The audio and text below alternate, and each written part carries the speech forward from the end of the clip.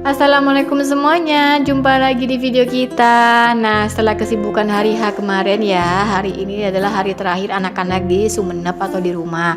Jadi sebelum pulang ke pondok, kita mau ngelayat dulu ke salah satu kiai dari guru Abi gitu ya. Ini adalah Kiai Haji Dahlan yang sudah berpulang ke rumah Allah ya, ke rahmatullah.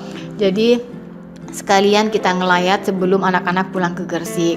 Karena kenapa? Anak-anak itu sudah sangat dekat banget dengan Kiai Haji Dahlan ini. Kiai Haji Dahlan ini adalah salah satu tokoh NU ya, para pendiri tokoh ketua NU kayaknya ya di Gapura atau Sumeneb ini.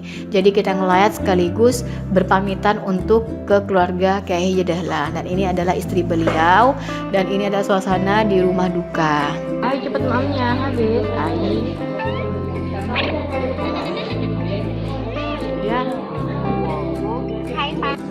Lanjut setelah kita ngelayat, ini mau beli keripik dulu. Kita beli keripik untuk oleh-oleh dan juga pesanan dari Bu Malik atau Ibu Pondok ya. Jadi kita itu beli sesuai dengan kebutuhan saja. Dan dilanjutkan, anak-anak itu masih main dan kita mau ke rumah salah satu saudara karena katanya sih pengen tahu ama bisnis yang kita geluti. Jadi ya udah deh kita samperin sekaligus kita kasih kenalkan apa yang menjadi bisnis kita hari ini. Dan ini suasananya itu sangat ramai banget ya, entah ada apa ini sampai ada tentara dan juga polisi. Alhamdulillah ini juga sudah nyampe dan ini dia saudara kita. Ini tuh adalah salah satu saudara kita yang karena adanya bisnis juga kita menjadi saudara gitu ya. Dan seperti biasa kita menjelaskan bisnis ini dalam bentuk proyektor. Jadi proyektornya itu kita langsung arahkan ke tembok supaya lebih jelas dan juga lebih detail gitu loh.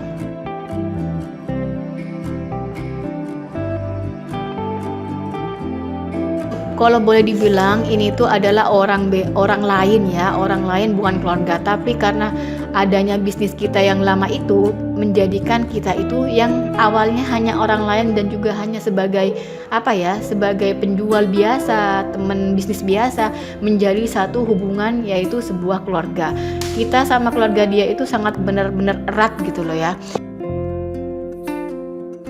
Benar-benar kita itu kayak saudara aja gitu loh. Makanya kita itu di sini senang banget kalau main ke sini dan mereka juga kalau main ke rumah juga senang. Dan pada saat pulang ternyata anaknya itu pengen naik mobil, ya udah deh kita bawa aja pakai mobil sampai di depan rumahnya. Untuk Davi segera ya beli mobil untuk mama dan papanya supaya bisa naik mobil tiap hari. Ayo berangkat. Ayo jalan. Dadah. Ayo dadah. Ada karepek ya, ada karepek. Ayo dadah. Ayo keluar. Davi seneng banget ya naik mobil ya. Sampai anteng diem gitu ya. Ya udah kita ladenin aja sampai depan ya. Dan ini dia keluarganya, ada bundanya, ada neneknya, ada bapaknya. Ya udah kita pamit pulang. Karena besok pagi kita harus nganterin Abang Haki pulang ke pondok.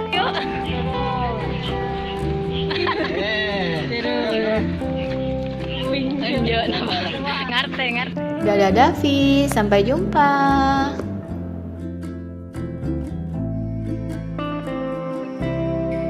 Oke, ini sudah jam 3. Jadi jam 3 pagi kita harus ke Gresik. Dan ini juga mama katanya pengen ikut ke Gresik untuk nganterin anak-anak pulang ke pondok. Dan mama juga spesial ngasih sisa-sisa kue yang masih ada, yang masih bisa dimakan gitu ya. Jadi sisa kuenya itu kita kasihkan ke anak-anak pondok supaya bisa makan dengan senang. Dan nyampe di Bangkalan seperti biasa, kita harus mampir sebagai sarapan juga. Karena kita kesini itu hanya sebatas ketika nganterin anak pulang pergi aja gitu. Setelah selebih dari itu kita gak akan kesini lagi. Berhubung kita ngejar waktu ya, karena Abang Haki itu hari ini langsung pulang dan juga langsung sekolah. Jadi mau gak mau harus makan di dalam mobil. Jadi kita itu gak bisa stay di tempat makan karena kita itu dikejar waktu banget gitu. Perjalanan kita dari rumah ke Gresik itu kurang lebih 6 jam perjalanan kalau kita naik tol. Tapi kalau kita gak naik tol gitu bisa lebih dari itu. Nah ini situasi di dalam mobil, semuanya pada makan, mama makan, terus Bang Haki juga, Abang Sudik juga makan bebek ya, bebek Bangkalan yang super khas. Iya. Terus dia celengnya kalau mana?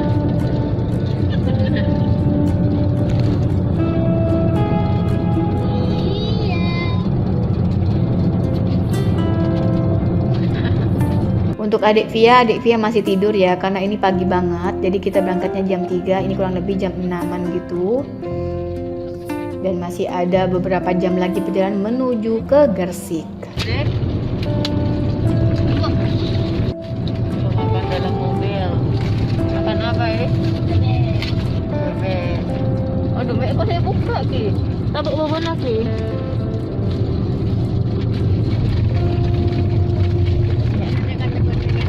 Ibu ratu juga. Jangan tahu nama. Lemon nama tante bagi mama. Tahu nak galak angkot kaki. Tante gimana? Tante dia. Ini waktunya adalah waktu sarapan ya, jadi mereka tuh sarapannya dalam mobil. Ya udah mau gimana lagi, namanya juga kejar waktu. Kalau mereka makan di tempat itu bisa-bisa makin lama, dan bisa-bisa anak-anak itu udah ke sekolah. Alhamdulillah sudah nyampe Gresik, dan ini mereka juga sudah ganti baju ke pakaian pondok, dan lihat wajah Abang Sudik itu sudah berbeda. Entah kenapa Abang Sudik itu sekarang agak rewel. Dia tuh kayaknya ngerasa ya kalau di pondok itu merasa ditinggalkan gitu. Jadi dia itu baru sadar, baru nangis di waktu nganterin seperti ini. Sebelum-sebelumnya Abang Sudik itu gak nangis, gak rewel gitu loh. Dia tuh cuma diem, gak ngerti kenapa gitu ya. Kayaknya Abang Sudik tuh baru nyambungnya tahun ini gitu.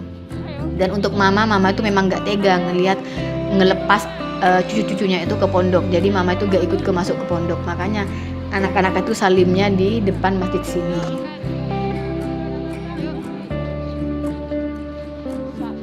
Abang Sudik itu dari awal nyampe sudah nangis, katanya sih gak ada jajan. Ya udah dibelikan jajan dulu, ini disempatin dulu beli jajan. Kemudian nangis lagi, katanya kenapa? Katanya agak dibully sama temen-temennya. Ya udah kita hibur juga. Malah makin tambah nangis. Kayaknya bukan karena alasan itu deh, tapi karena memang harus ditinggal di pondok. Abang Sudik itu ngerasa bahwa dirinya itu dikucilkan, disendirikan gitu loh. Kayaknya dia tuh baru ngerasa sekarang gitu ya. Kalau awal-awal dia itu pondok tegar aja, biasa saja, cuma nangis gara-gara ngeliat abangnya nangis. Mungkin sekarang lebih ngerti tuh kenapa kok abangnya nangis tiap pulang, kenapa kok abangnya rewel tiap pulang ya, karena dia itu sudah ngerti gimana rasanya ditinggal sama orang tuanya sendiri. Intinya lah Abang Sudik makin dewasa gitu ya.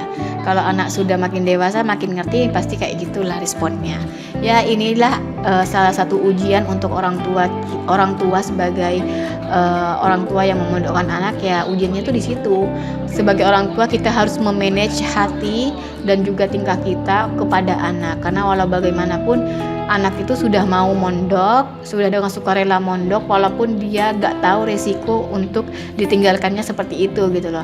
Dan kita sebagai orang tua harus mengapresiasikan kemauan dia dan kemandirian dia selama di pondok. Jadi kalau boleh sih agak dilembut-lembutin aja lah anak-anak selama di pondok. Kalau boleh ya kita semangatin aja. Kalau memang kita harus tegas ya bolehlah tegas sesekali saja. Tapi jangan dianggap anak nangis ini sebagai anak yang rewel atau anak yang manja atau anak yang negatif gitu ya. Jadikan anak yang nangis ini sebagai ajang untuk pendewasaan dia di kemudian harinya. Kalau aku pribadi nanggepin anak nangis seperti ini ya bisa saja dibawa senyum, dibawa kasih semangat. Ya mungkin banter-banternya kita janjiin aja nanti kalau pulang kita main-main ke tempat ini, atau nanti kalau pulang kita kasih reward tas baru atau kita kasih reward sepatu baru. Intinya reward yang didapatkan itu adalah reward yang sejalan dengan arah pondok sekolah dia gitu loh. Dan itu Abang Haki, Abang Sudik sama-sama megang uang 100.000 karena waktu pulang banyak yang ngasih uang ke mereka. Jadi Umi minta mereka itu langsung untuk ditabung di sekolahnya. Dan itu surat dari Umi masih dipajang sama Abang Haki dan juga foto-fotonya, sedangkan di lokernya Abang Sudik masih belum ada foto-foto. Yuk, Sudik. Soka. Sudik. Sudik. Sutik yang belajar rajin ya. Dia mangkana. Karena orang tua.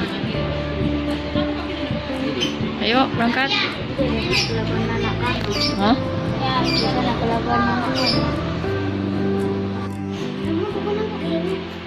Masukin sudah dalam.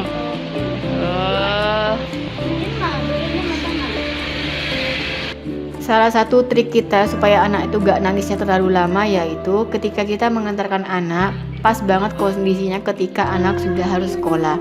Jadi kalaupun mereka itu nangis, tapi kalau mereka sekolah lagi, minimal nangis mereka itu sampai di sini gitu loh. Kalau di sekolah kan pasti malu tuh untuk nangis yang terlalu lama. Dan ini Abang Sodik makin jadi nangisnya ketika kita mau pulang dan Abang Sodik juga harus ke sekolah. Udah lah, ada usah. Habis ini lo kamu liburan lagi puasa. Puasa, libur lagi nanti. Ayo. Nah, wes, dah. Sudahlah. Kita makan. Jangan cengeng gitu. Nah, momen seperti inilah yang Mama gak kuat untuk ngelihatnya. Kalau Mama sendiri ngeliat ini, pasti Mama bakalan ikut nangis dan gak kuat bawaannya kalau ngelihat cucu-cucunya itu nangis seperti ini gitu loh. Jadi makanya Mama itu nunggu di masjid bersama adik Via.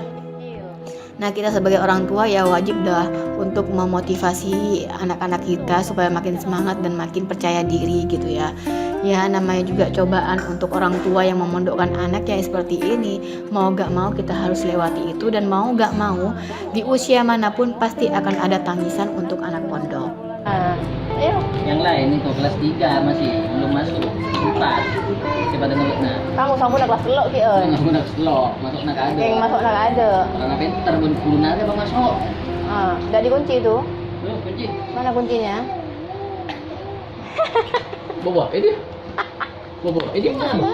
Ini dia. Enggak bilang bisa buat enggak tahu.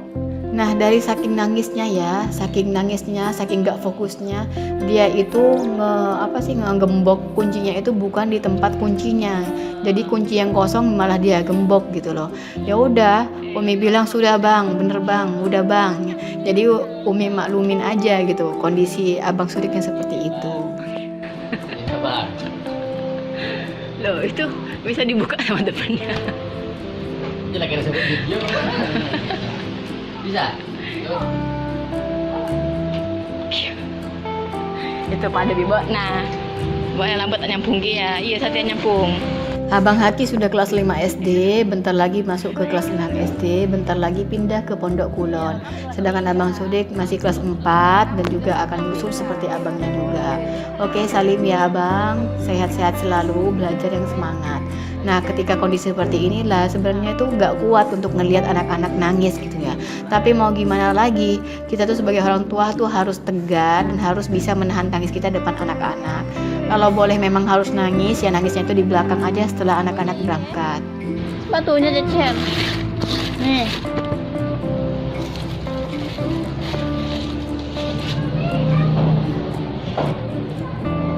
Wes. Langsung pakai. Nah, ini persiapan untuk berangkat sekolah. Mereka lagi pakai sepatu, tapi Abang Sodik masih nangis gitu ya. Entah kenapa Abang Sodik itu nangisnya tuh baru sekarang yang nangis seperti ini.